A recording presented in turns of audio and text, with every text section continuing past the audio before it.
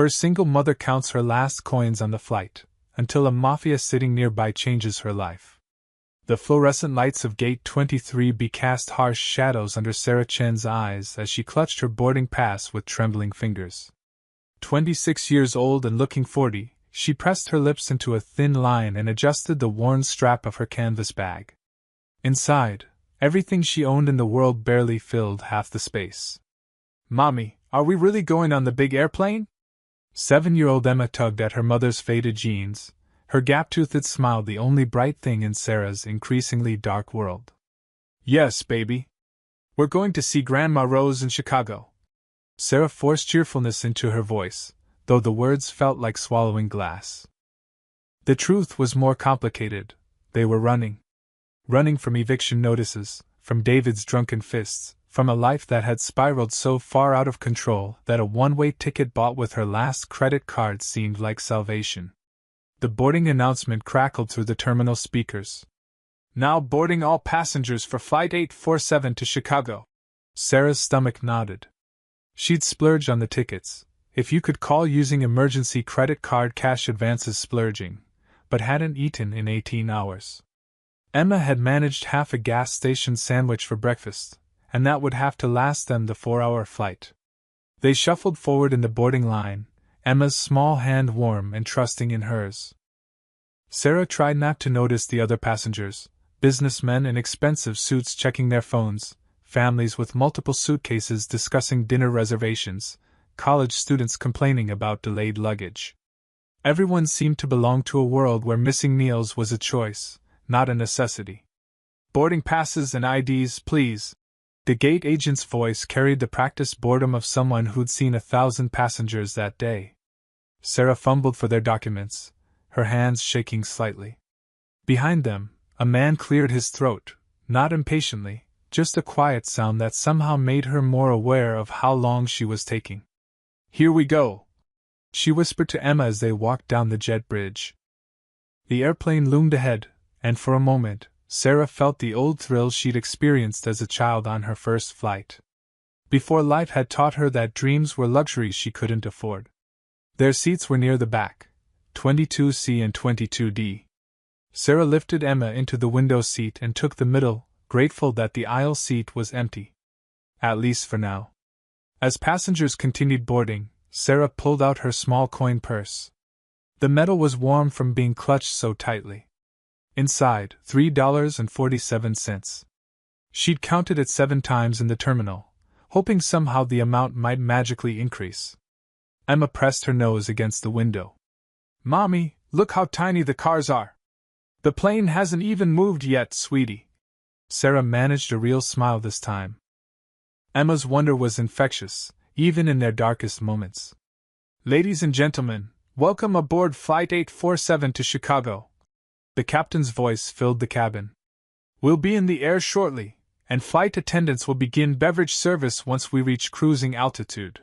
Beverage service. Sarah's mouth felt like sandpaper. Emma would be thirsty soon. She always got thirsty when she was excited or nervous. $3.47.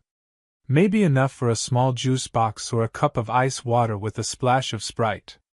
The plane pushed back from the gate, and Sarah closed her eyes during takeoff, feeling the familiar weightlessness as they left the ground.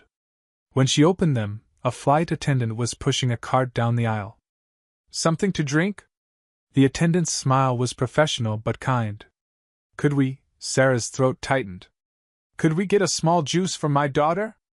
Apple juice if you have it?" "Of course. That'll be $4.50 each." $4.50. Sarah's heart sank. She looked down at her coins, then up at the attendant. "I'm sorry, I only have $3.47. Could we maybe get a water instead?" "Water's $3. Sarah counted out $3 in quarters, dimes, and nickels, her cheeks burning.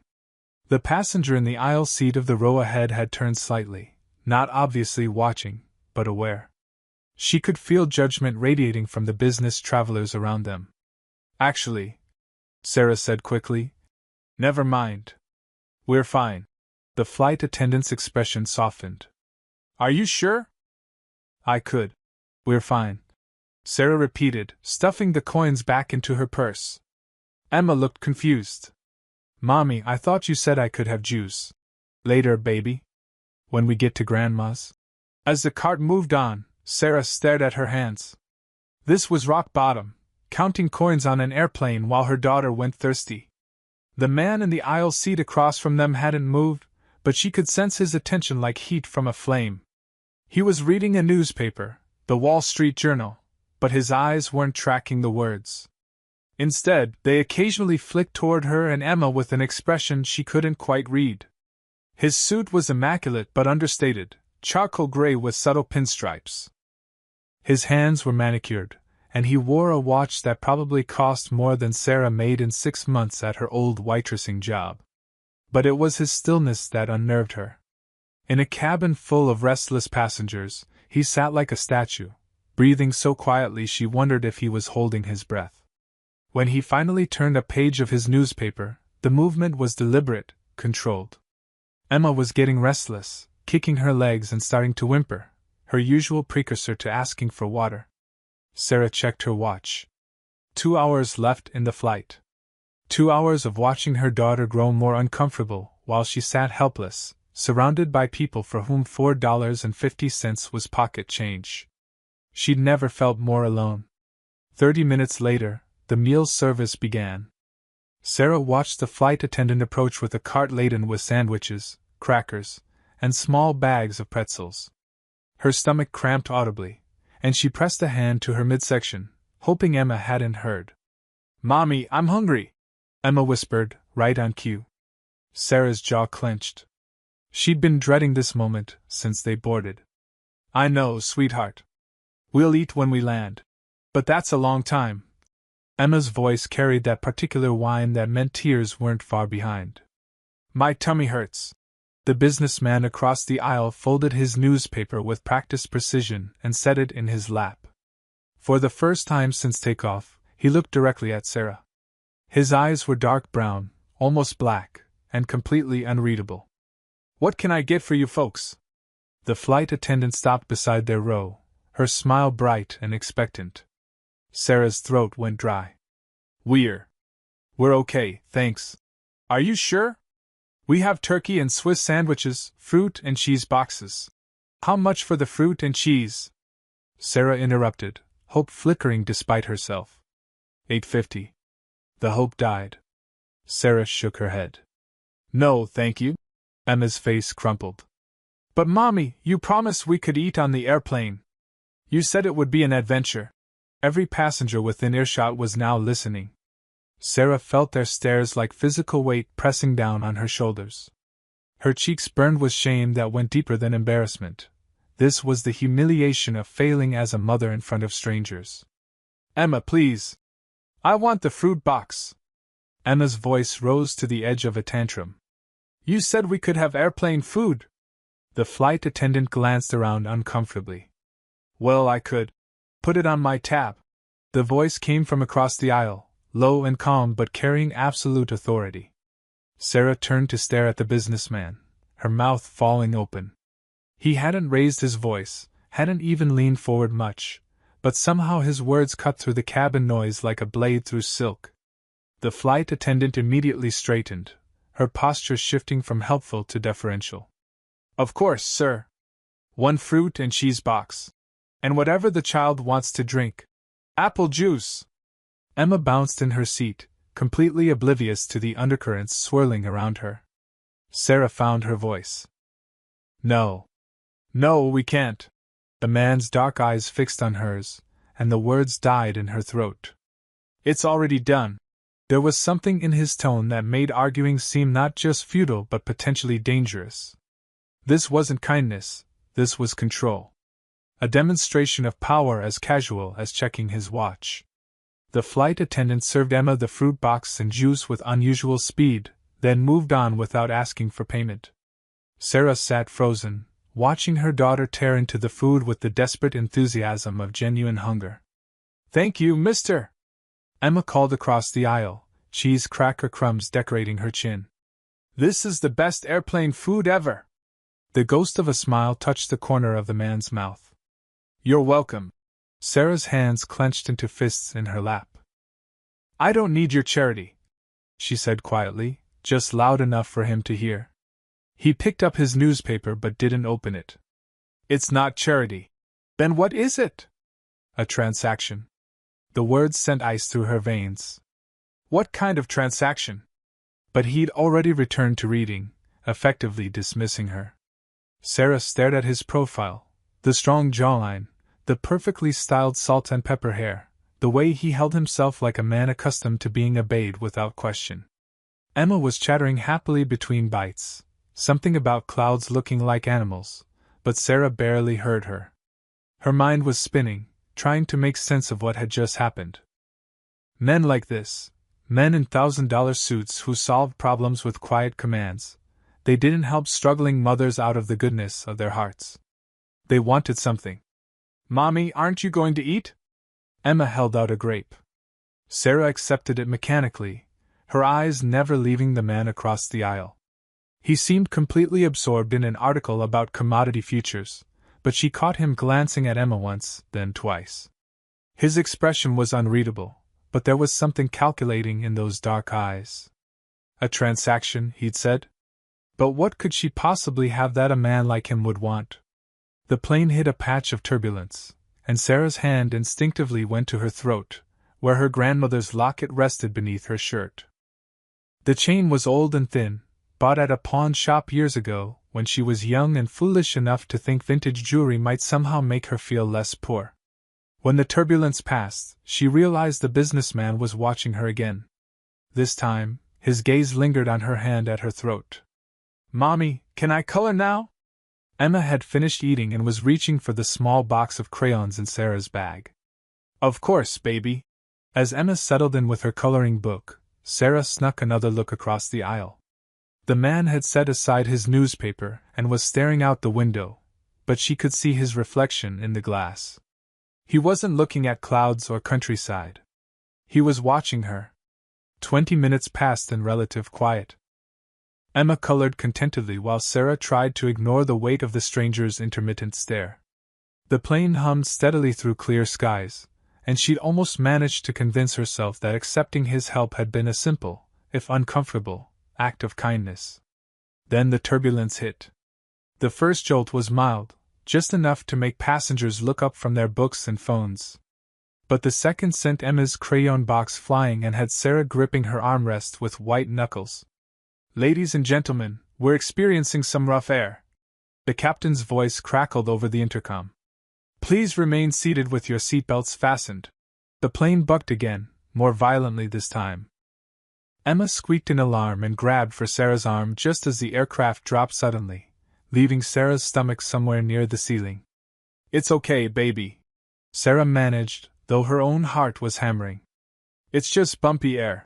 Another sharp drop, and this time the overhead compartments rattled.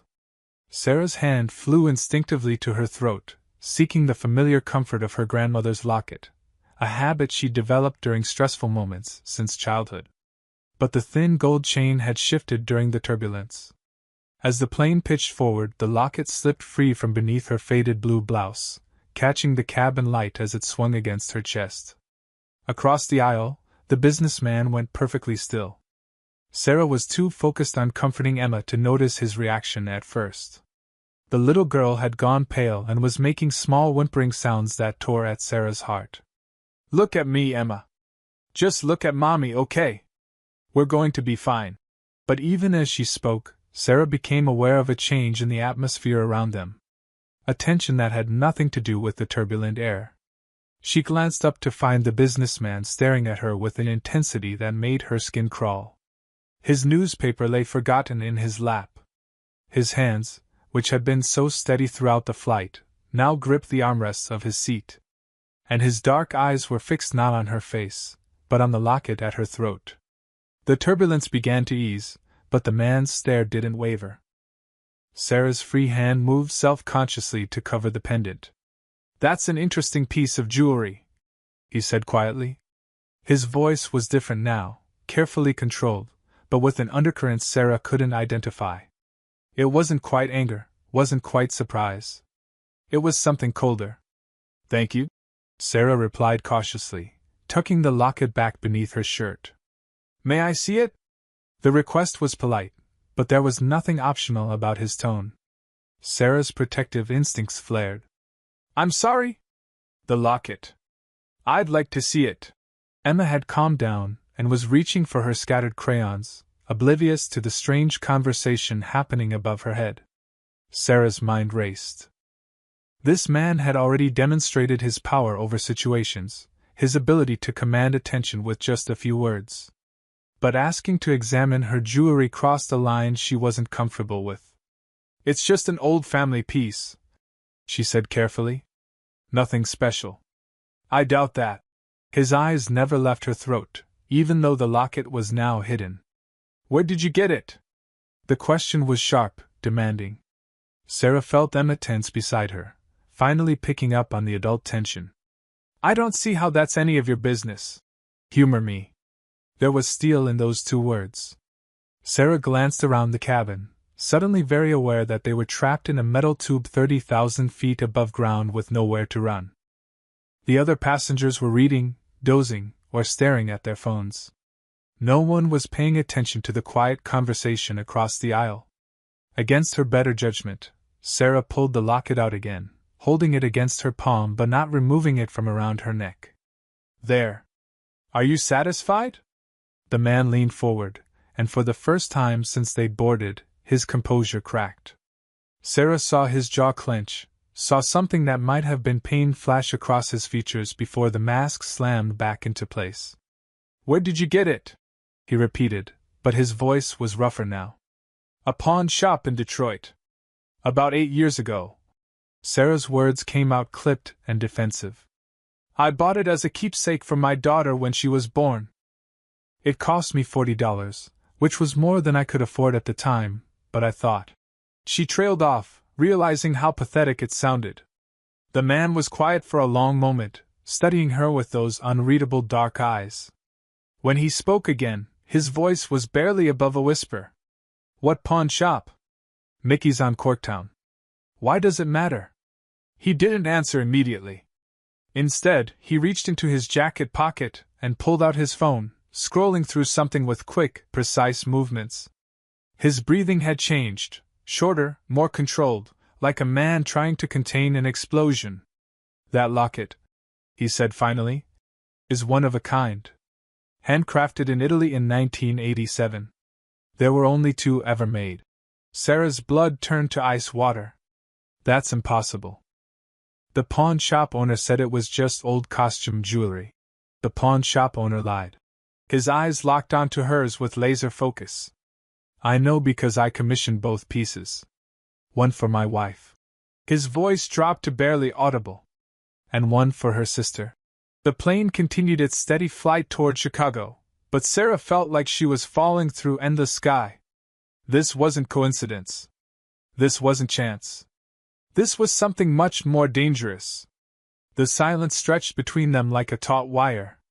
Emma had returned to her coloring, humming softly to herself, creating a bizarre backdrop of childhood innocence against the growing tension. "Your wife," Sarah whispered, her voice barely audible above the engine noise. "What happened to her?"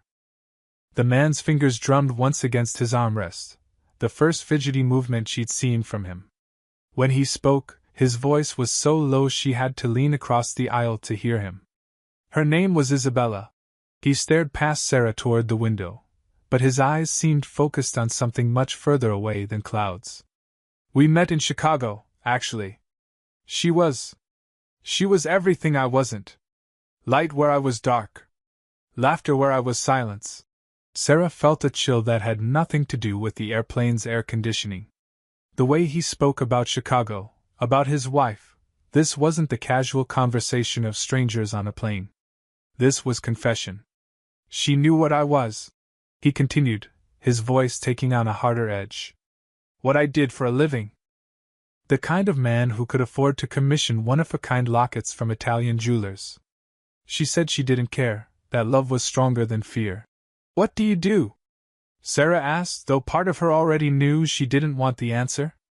His dark eyes flicked to hers, and in them she saw something that made her understand why people might cross streets to avoid him, why flight attendants jumped to obey his quiet commands. I solve problems for people who can't solve them themselves, he said simply. Sometimes those solutions require creativity. The euphemism hung in the air between them. Sarah's mouth went dry, but she found herself leaning closer instead of pulling away. There was something hypnotic about his quiet intensity, the way grief and danger seemed to war in his expression. The lockets were an anniversary gift, he continued. 5 years of marriage. Isabella cried when I gave it to her. Said it was the most beautiful thing she'd ever owned. His jaw tightened. What I didn't know was that she'd already been planning to leave me for months. Emma looked up from her coloring book. Mommy, can I have more juice? In a minute, baby, Sarah murmured, her attention completely absorbed by the man across the aisle. Her sister Maria was supposed to be my ally, he went on, his voice growing colder. Family loyalty, you understand. But Isabella had been feeding information to the FBI through Maria for almost a year. Names, locations, business arrangements. Everything she'd learned from pillow talk and overhead conversations. Sarah's blood chilled. FBI. She was sitting next to a man the federal government had been investigating, a man whose wife had been an informant. Emma's innocent humming seemed to come from another world entirely. I found out 2 days before they planned to arrest me, he said. Came home early from a business trip and overheard Isabella on the phone with her handler. She was laughing, Sarah. Laughing about how easy it had been to fool the dangerous criminal with sweet words and warm kisses. The plane hit another small patch of turbulence, but neither of them seemed to notice. What did you do? Sarah whispered. His smile was knife-sharp. Nothing. That was my mistake. I thought love meant forgiveness, even for betrayal. I confronted her, told her I knew, gave her a chance to explain. He paused, his hands clenching into fists. She tried to run. Took the car in the middle of the night with Maria and the evidence they'd gathered. They never made it to the FBI field office. Sarah felt sick. You killed them. No. The word came out like a gunshot. My enemies did. The Torino family had been watching me for months, waiting for an opportunity to strike. When they learned about Isabella's cooperation with the FBI, they saw their chance. Made it look like I'd discovered the betrayal and eliminated the witnesses myself.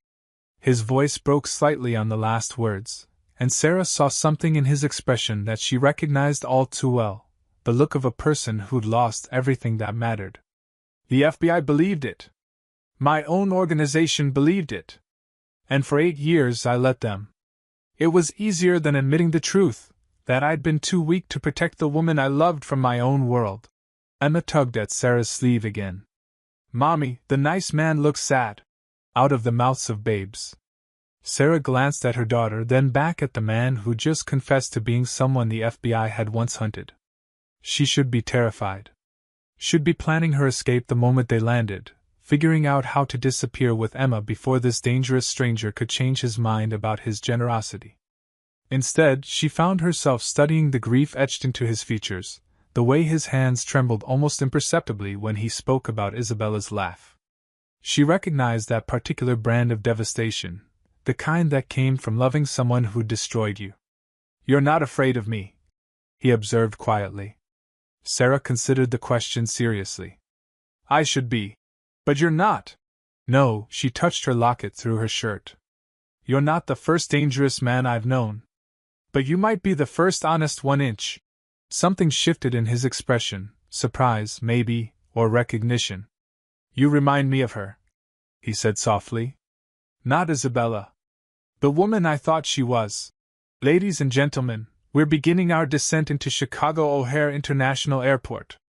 The captain's announcement cut through their conversation like a blade, bringing Sarah crashing back to reality. In less than 30 minutes, this strange, dangerous encounter would be over. She'd walk off the plane with Emma, take a taxi to her grandmother's tiny apartment on the south side, and try to build some kind of life from the ashes of everything that had fallen apart.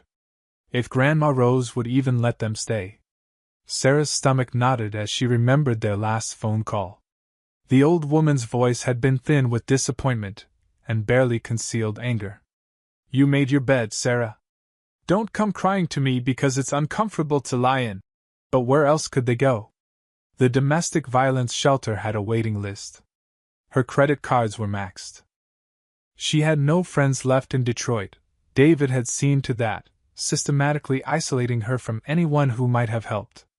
You're running from something, the man said quietly, as if reading her thoughts. Sarah's head snapped up. She'd been so lost in worry that she'd forgotten he was watching her. What makes you say that? One-way tickets bought with emergency credit. No luggage except a carry-on bag. The way you count every penny like it might be your last. His dark eyes seemed to see straight through her carefully constructed facade. And the bruise on your wrist you keep trying to hide. Instinctively, Sarah tugged her sleeve down further. She'd thought the yellowing mark was completely covered. It's not what you think, she said automatically, then stopped herself. Why was she protecting David even now? It's exactly what I think. His voice carried a quiet certainty that made her shiver. How long? 3 years. The admission slipped out before she could stop it. But he never hurt Emma. I made sure of that. By taking the hits yourself. It wasn't a question. Sarah looked down at her hands, at the faded white line across her knuckles where David had slammed her fingers in a door during one of his rages. A mother does what she has to do. Yes, he said softly. She does. The plane continued its descent, and Sarah could see the sprawl of Chicago coming into view below them. Somewhere down there was a grandmother who might slam the door in their faces. A city where they knew no one, had no resources, no safety net. I want to make you an offer, the man said suddenly. Sarah's pulse quickened. What kind of offer? The kind that ensures Emma never goes hungry again. The kind that puts her in the best schools, gives her opportunities you could never afford. The kind that means no man will ever raise a hand to either of you again. The words hung in the air like a golden promise and a serpent's whisper all at once. Sarah felt her heart racing. I don't even know your name, she whispered. Vincent. Vincent Torino. He paused, watching her face. And before you ask, yes, I'm one of those Torinos. The ones you've probably seen in newspaper headlines and FBI press releases. The name hit Sarah like a physical blow. Even she, with her limited knowledge of organized crime, had heard whispers about the Torino family. They weren't just dangerous. They were legendary in their ruthlessness. You're offering to help us, she said slowly. But what do you want in return? Vincent's smile was razor-sharp. Your honesty. Your loyalty. Your trust. He leaned forward slightly. I've spent 8 years surrounded by people who lie to my face and scheme behind my back. You're the first person I've met in all that time who looks at me and sees something worth saving. I never said. You didn't have to. It's in your eyes. The same look Isabella used to give me before she decided I was a monster worth destroying. Emma had finished her coloring and was now pressing her face against the window, watching the city grow larger beneath them. Sarah's chest tightened as she imagined trying to explain to her daughter why they might be sleeping in a shelter, why there might not be enough food, why Mommy couldn't keep her safe from the world's cruelties. What exactly are you proposing? Sarah asked. A house in Lake Forest. Security that no one can breach. Emma in the best private school in Illinois. A trust fund that will ensure her future no matter what happens to either of us. Vincent's voice was hypnotic in its certainty. All you have to do is say yes.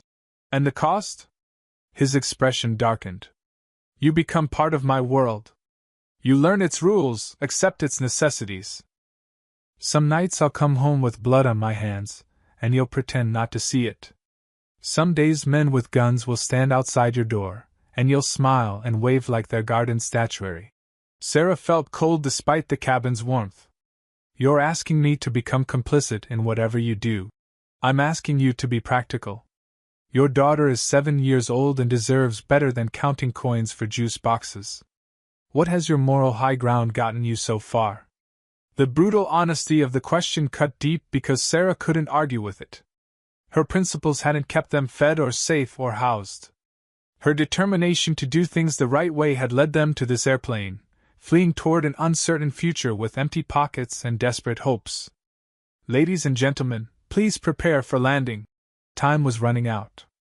The wheels touched down with a gentle bump that jolted Sarah from her spiraling thoughts. She'd spent the entire descent staring out the window, Vincent's offer echoing in her mind like a broken record. Security. Safety. A future for Emma that didn't involve food banks and second-hand clothes. But at what cost to her soul? We're here! Emma bounced in her seat as the plane taxied toward the gate. Chicago! Can we see Grandma Rose now? Soon, baby. Sarah's voice sounded hollow even to her own ears. She glanced across the aisle, expecting to find Vincent gathering his things, preparing to disappear into the anonymous crowd like any other passenger.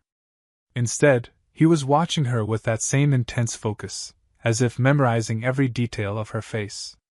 You haven't given me an answer, he said quietly. I haven't decided yet. Time's up. The plane lurched to a stop at the gate, and the familiar chaos of passengers gathering their belongings began. Sarah stood on shaky legs and pulled their small bag from the overhead compartment. Emma was chattering excitedly about seeing the tall buildings, completely oblivious to the life-altering conversation that had just taken place above her head. Vincent stood as well, moving with the fluid grace of a predator. He adjusted his suit jacket and slipped his phone into his pocket, every movement economical and purposeful. Sarah expected him to nod politely and disappear into the crowd ahead of them. He didn't. Instead, he waited while she gathered Emma's crayons and coloring book, while she helped her daughter with her small backpack, while they shuffled slowly toward the exit with the rest of the passengers. He followed 3 steps behind them, silent as a shadow. Mommy, is the nice man coming with us? Emma asked as they walked up the jet bridge. No, sweetheart. He's going to his own family. But when they emerged into the bright bustle of O'Hare's Terminal 3, Sarah realized how wrong she was. 3 men in dark suits stood near the gate, their eyes scanning the deplaning passengers with professional alertness. They weren't trying to blend in, quite the opposite. Their presence was a statement, a declaration of power that made other travelers unconsciously give them a wider berth. When Vincent appeared, all 3 men straightened. Sarah's blood turned to ice water. This wasn't coincidence or courtesy. This was organization. This was control extending far beyond the confines of an airplane cabin. Mr. Torino. The largest of the 3 men nodded respectfully. Car's waiting. Vincent acknowledged them with a slight nod, then turned to Sarah. Walk with me. It wasn't a request. Emma skipped between them, still chattering about airplanes and tall buildings, while Sarah felt like she was walking through a dream. Or a nightmare. They moved through the terminal like a small parade, Vincent's men creating an invisible bubble of space around them. Other travelers seemed to sense something. Danger, authority, the kind of power that didn't need to announce itself, and moved aside without conscious thought. Near the baggage claim, Vincent stopped. He reached into his jacket and withdrew a thick envelope, cream-colored paper that felt expensive even before Sarah touched it. Regardless of your decision, he said, pressing it into her hands, this is yours. Sarah's fingers trembled as she felt the thickness of it. I can't. You can. You will. His dark eyes searched her face. That locket around your neck belonged to a woman I thought I knew. A woman who turned out to be an illusion. He paused, his voice growing softer. But you remind me that not everything I lost is gone. Emma tugged at Vincent's sleeve. Are you sad again, mister? Mommy says when people are sad, hugs help. Something cracked in Vincent's carefully controlled expression. He knelt down to Emma's level, and for a moment, the dangerous man vanished, replaced by someone who looked heartbreakingly human. Thank you, little one, he said gently. But I think I'm going to be okay. He stood and met Sarah's eyes one last time. The offer stands. My number is in the envelope, along with enough cash to give you choices. Real choices. He stepped back, his men closing ranks around him. Whether you call me or not, your life has already changed, Sarah. The question is whether you'll let it change for the better. And then he was walking away, disappearing into the crowd with his silent guardians flanking him like a presidential detail. Sarah stood frozen in the middle of the busy terminal, holding the envelope and her daughter's hand. People flowed around them like water around stones, businessmen heading to meetings, families reuniting, travelers beginning new adventures. She looked down at Emma, who was watching Vincent's retreating figure with curious eyes. "Mommy, was he a good guy or a bad guy?" Sarah touched the locket at her throat, feeling its weight against her skin. In her other hand, the envelope seemed to burn with possibility and peril in equal measure. "I don't know, baby," she whispered. "I honestly don't know." But as they walked toward the exit, toward whatever waited for them in Chicago, Sarah knew Emma's question was the wrong one entirely. The real question wasn't whether Vincent was good or bad. The real question was what kind of person she was willing to become.